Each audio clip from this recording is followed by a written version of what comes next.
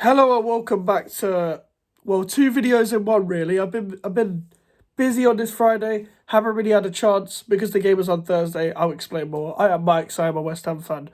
And yeah, usually I do the aftermath of games. This is the first of Premier League games.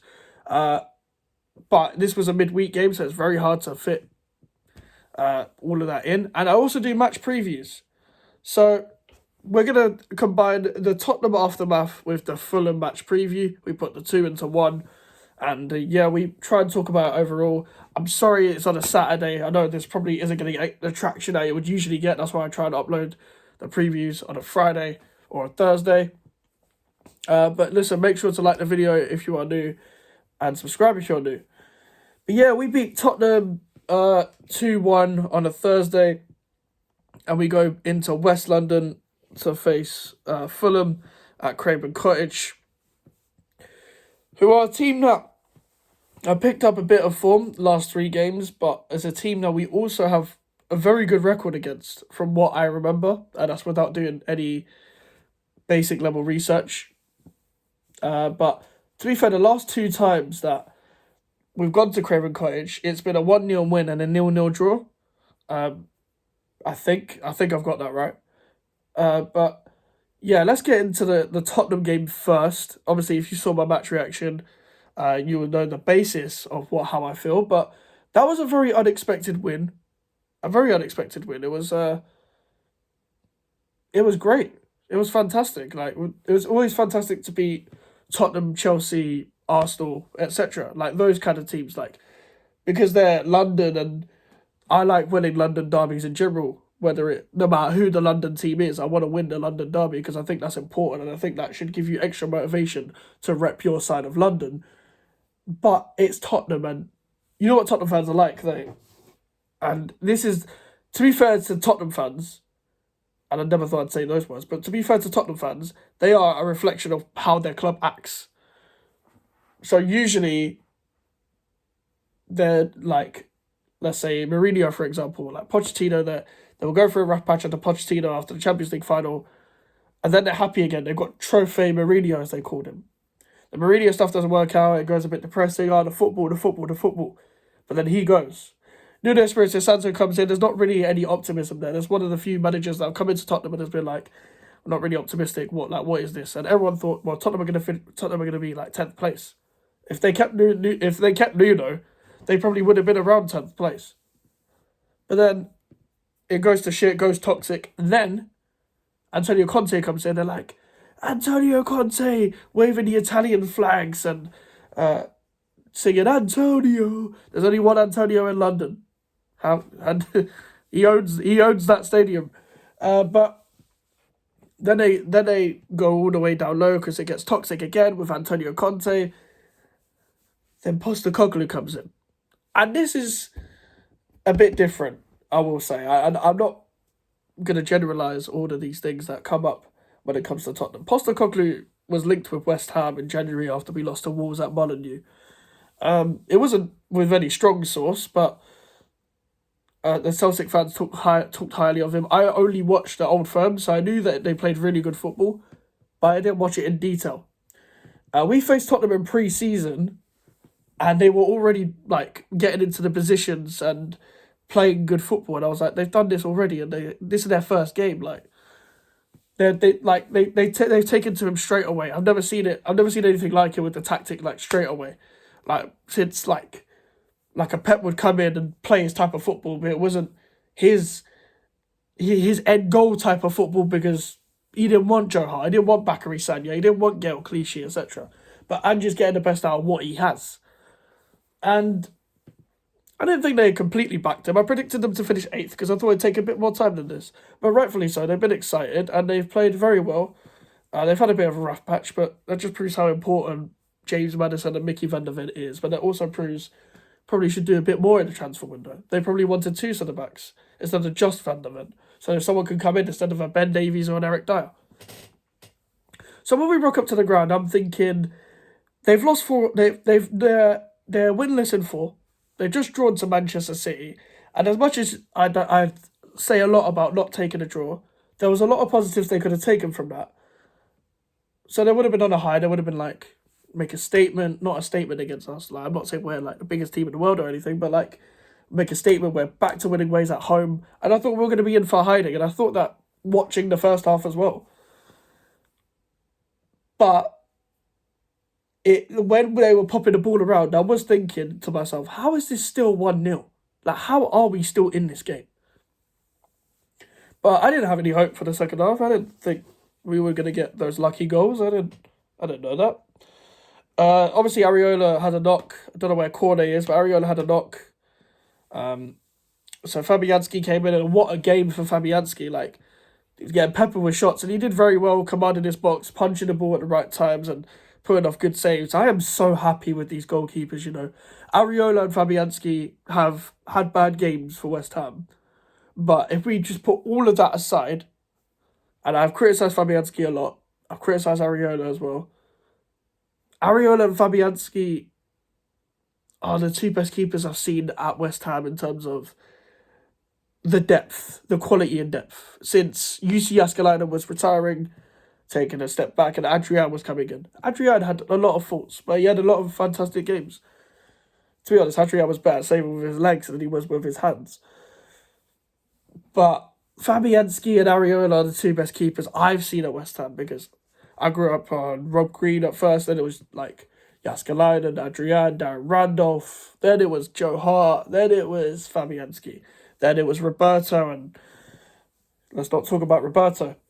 But yeah, those are the keepers I grew up on. And yeah, Fabianski had a very good game, and so did Again and Zuma. I thought they were actually quite solid. I didn't think, apart from a couple mishaps in the first, I thought Again actually collected himself quite well watching the game back.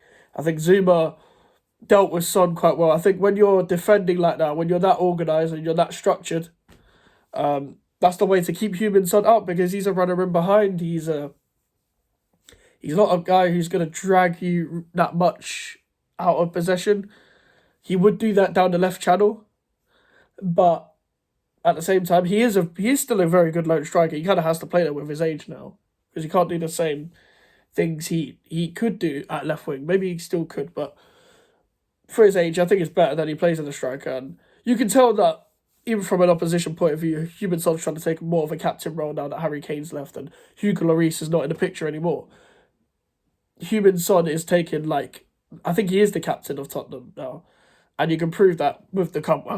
I listened to the interviews. I saw how he is on the pitch. I saw how he was in the tunnel, and I thought this guy's stepping up to be the leader. To be fair, he's stepping up like a proper experienced player. So credit where it's due.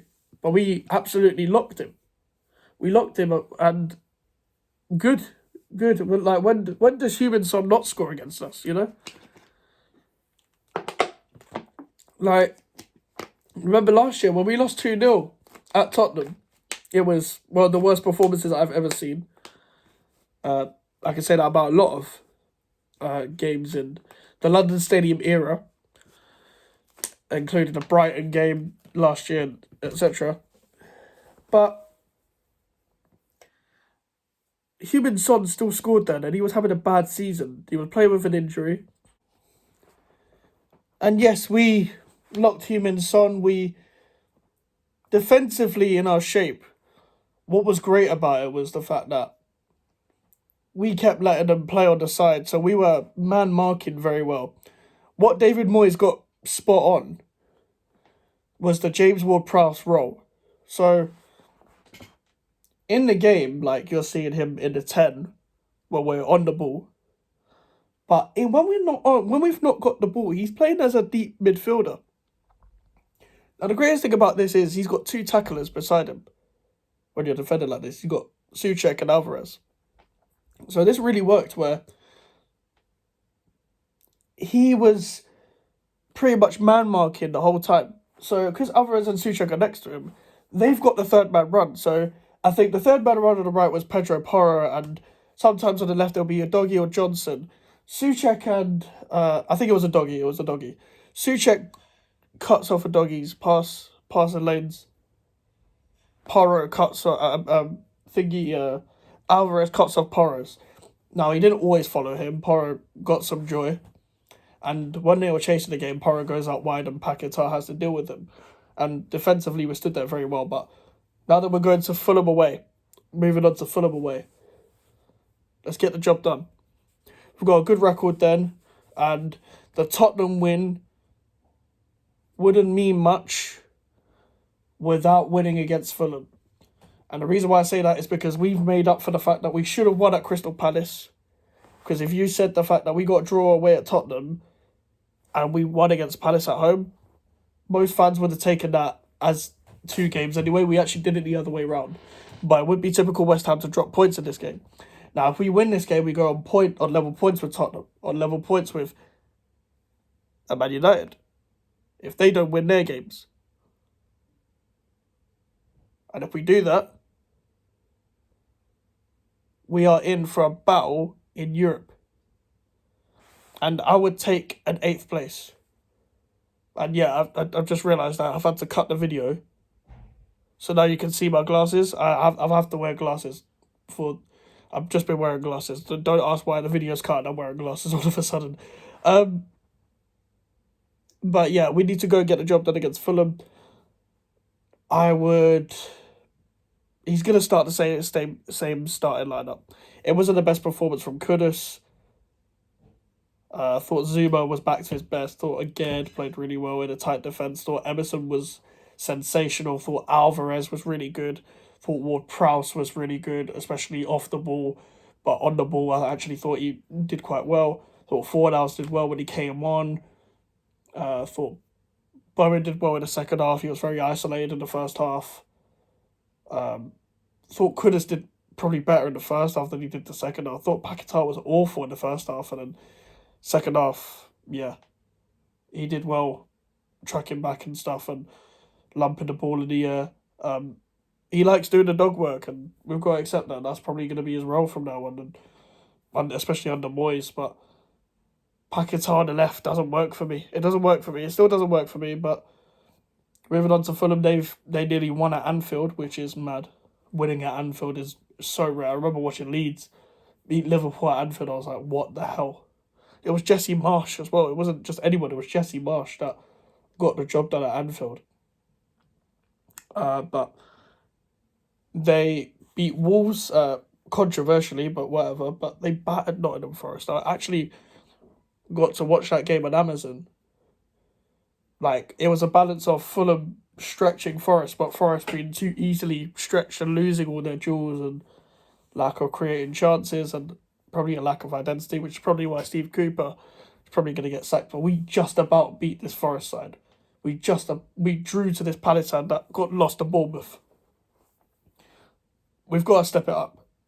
Like, just in general, in terms of performance, we've got to put down a 90-minute performance. That's what we need to do, because Tottenham was only 45 minutes of what you can say was resilient defending. And I know we didn't concede much in the first half. We conceded 1 goal from a corner, but that needs to get fixed up as well. I'm still thinking that is either Ward-Prowse or Alvarez's man. I'm not even too sure what's going on for that goal in general. But also, Burnley, it was a 10-minute performance. Palace was a 20, 30-minute performance. Like, we just need to improve the performance levels. Like, you can't keep playing not well in like one half and then keep winning. So you got to start putting 90-minute performances down. And I'm not trying to hear Moyes say we need to take more risks, because you don't play that way. Whenever you ever wanted to take more risks.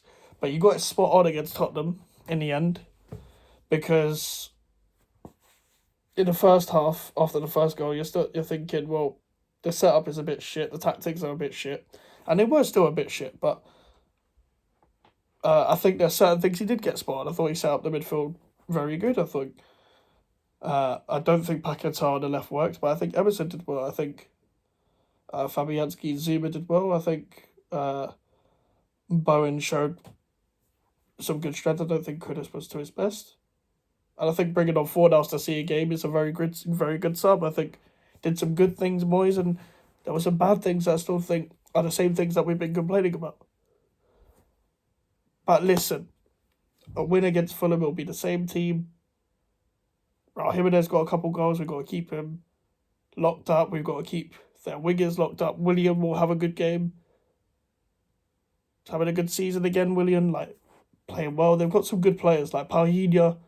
I know Harrison Reed. I like Harrison Reed from Fulham personally, but that's a bit of an unpopular opinion. I think Harrison Reed's quite underrated. I know he hasn't been in the team recently, but I always quite liked him. I don't think Issa Diop will be playing against us because I still think he's out. I don't know why he's out. I think he must be injured, but that'll be it for now. Let's go and get a win against Fulham. I think it'll be a draw, but whatever. Make sure to like the video and subscribe to your new social medias. I'm in the description if you want to follow me in the email for any inquiries. I'll see you guys later. Goodbye.